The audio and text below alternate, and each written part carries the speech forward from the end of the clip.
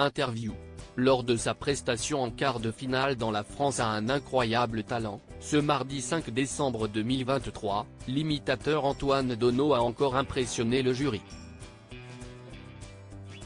Pour Télé Loisirs, le Belge de 35 ans revient en exclusivité sur sa performance. Ce mardi 5 décembre 2023, M6 diffusait le premier des 2 épisodes consacrés au quart de finale de la 18e saison de La France a un incroyable talent. Pendant la soirée, 13 candidats se sont succédés sur le plateau du télécrochet afin d'obtenir leur ticket pour l'étape suivante. Pour cela, ils ont proposé une seconde performance à Eric Antoine, Hélène Ségara, Marianne James et Sugar Sammy, les 4 jurés de l'émission, exceptionnellement accompagnés de l'humoriste Jérémy Ferrari. Parmi les talents retenus, Antoine Dono.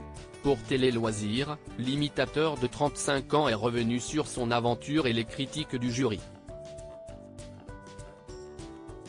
On risquait de ne pas entendre toutes les voix. Antoine Dono, le FOI, évoque son idée de départ pour les quarts de finale Télé Loisirs. Dans quel état d'esprit étiez-vous avant de vous présenter en quart de finale? Antoine Dono, je suis souvent convaincu de ce que je vais montrer. On doit quand même proposer à la production ce que l'on veut faire. À la base, il m'avait pris car les auditions avaient bien fonctionné avec les chansons. Ils auraient bien voulu que je ne fasse plus mais je voulais faire autre chose. Je croyais en mon numéro alors j'ai foncé et je suis content du résultat. Comment avez-vous construit ce deuxième passage? Au départ, j'avais envie de faire un zapping en donnant la télécommande à Sugar Sammy. Ainsi, il aurait pu zapper quand il le voulait pour que je passe d'un personnage à un autre. Mais comme nous n'avons que 2 minutes 30, on risquait de ne pas entendre toutes les voix et ça aurait été dommage. Je suis donc parti sur l'idée que j'ai présentée avec notamment des pubs qui arrivent un peu n'importe quand. Je trouvais ça cool car ce n'est pas fait généralement. J'essaye à chaque fois de proposer de l'inattendu. Ce numéro a donc été créé spécialement pour l'émission. Tout à fait. Je n'ai pas repris un numéro de A à Z, mais quelques passages. Par exemple, dans mon spectacle, j'ai déjà un zapping télé mais je l'ai refaçonné pour incroyable talent. C'était aussi la première fois que j'imitais Claudio Capéo devant un public.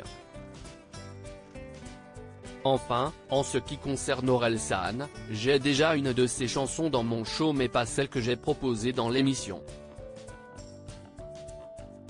On me l'avait déjà proposé. L'imitateur Antoine Dono révèle la raison de sa participation à La France a un incroyable talent. Pourquoi vous êtes-vous présenté au casting? On m'avait déjà proposé de participer à l'émission avant le Covid. Je m'étais dit que c'était une bonne idée, ça pouvait m'aider à remplir des salles.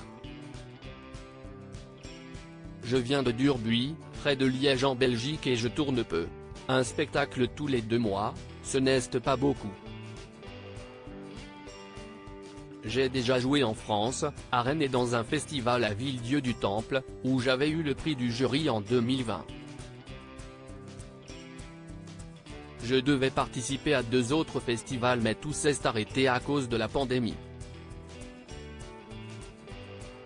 J'espère qu'avec l'émission je serai plus visible. Comment vous êtes-vous senti lors des quarts de finale? Si est particulier car dès que je suis arrivé sur le plateau, ça m'avait fait pareil aux auditions, j'ai eu l'impression d'être à la maison. Le stress était monté avant mais lorsque les portes se sont ouvertes et que je me suis retrouvé devant le jury, il a disparu. Le fait qu'il y ait un public derrière le jury m'a beaucoup aidé. Même si je me plantais ce n'était pas grave car le principal pour moi c'était que les spectateurs s'amusent. Les 4 membres du jury ont été dithyrambiques vis-à-vis de votre prestation. Vous attendiez-vous à ce qu'il soit autant emballé? Non, mais ça fait toujours plaisir.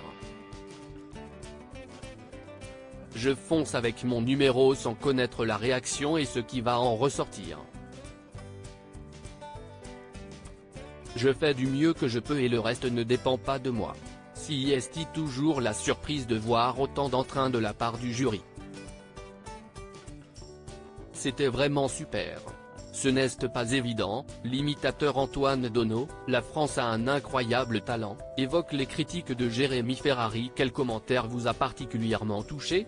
J'ai eu une affinité particulière avec Éric Antoine sur le plateau.